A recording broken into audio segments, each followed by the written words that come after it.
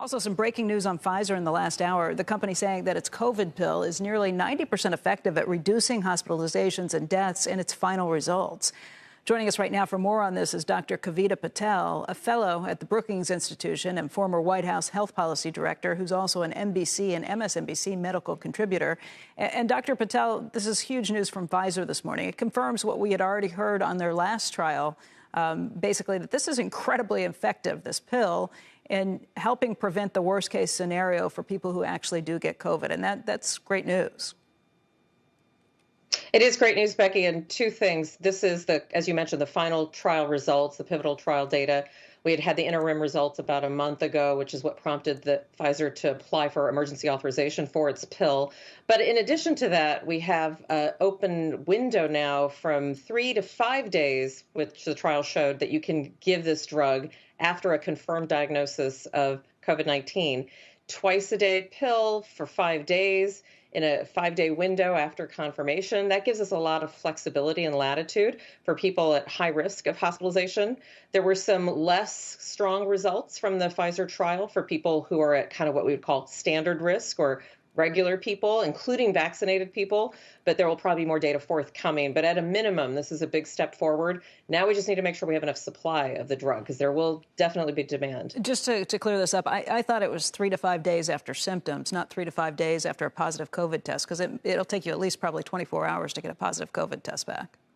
Right. It's confirmation of COVID-19 diagnosis. So that could be a test if you're an asymptomatic person and at high risk, or an onset of symptoms. So it gives you, again, some flexibility there, which is good. The key here is that the pivotal trial results confirmed what those kind of interim results. Contrast that, Becky, to Merck, where we saw a real reduction in the efficacy. Mm-hmm. I still think Merck will be a valuable drug for some people as well, for very high-risk patients. And like I said, I think supply is going to be some of the limiting steps in the next several months, hoping that the FDA can take action in the next several weeks. We could have this drug right in time probably for a Christmas surge, which we expect in early January.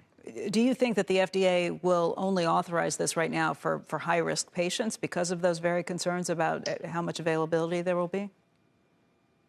Yeah, it's a good question. I think this is one of those drugs, much like Merck's, where there will be probably some spirited discussion. The data stands on its own. We'll have to look at the full data package once it becomes more public. But I suspect because of the nature of, quote, high risk, they'll limit it to people, for example, with certain chronic conditions, people over the age of 65, and also potentially limiting it to only unvaccinated individuals. So the reason I stress that is because I don't want people who are not getting vaccines to think, aha, here's my substitute for a vaccine. We should not think about it that way. This just gives us one more kind of tool in kind of a Wait a second, you said they would limit it to only people who had not been vaccinated?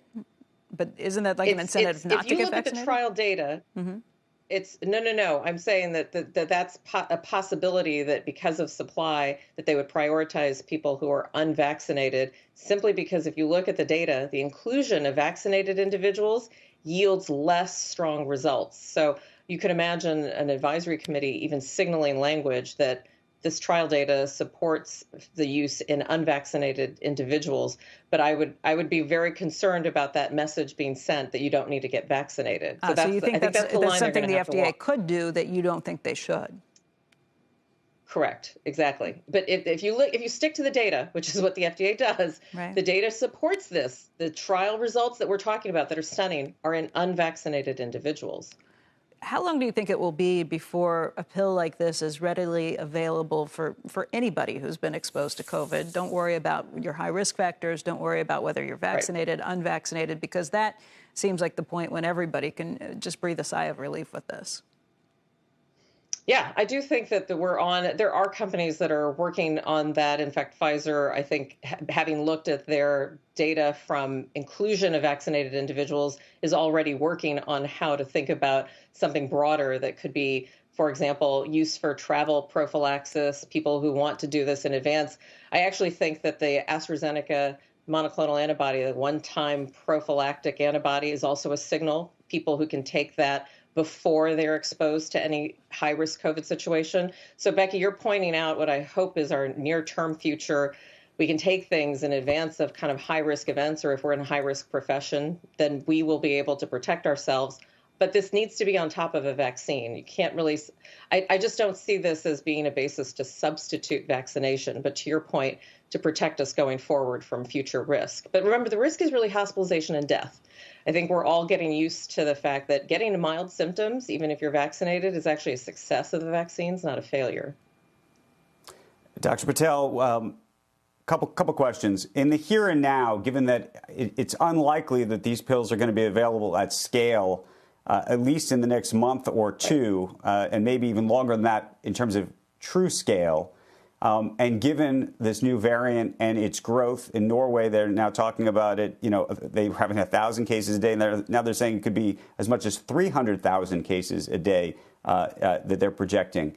In terms of what you're expecting to see over the next several weeks, even the next 6 weeks here in the United States, what are you imagining, and do you expect it to change behavior or force it to change behavior, given what we're seeing in the UK, for example?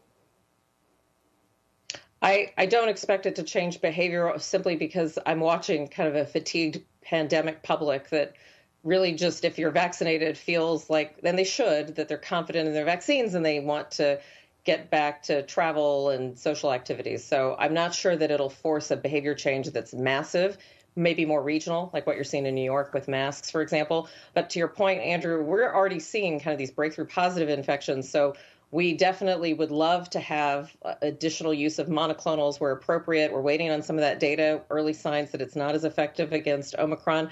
But Andrew, I'm dealing with a Delta surge here and now. So I feel very comfortable sending those patients for monoclonals. We have shortages in parts of our country in that aspect. On top of that, though, I think that I am recommending high-risk patients to restrict movements because we're just seeing so much viral spread. Again, Delta, until we have proof that Omicron is replacing Delta, I'm dealing with what we know. And that much we know. Delta's surging. And it's primarily, what's good is that we're seeing a decoupling. We're seeing increasing in cases, but not that same proportionate increase in hospitalizations and deaths. But if people continue to have their immunity wane, vaccinated individuals who might not get boosted in time, we could see that trend change. And that's what we're bracing for. Shepard Smith here. Thanks for watching CNBC on YouTube.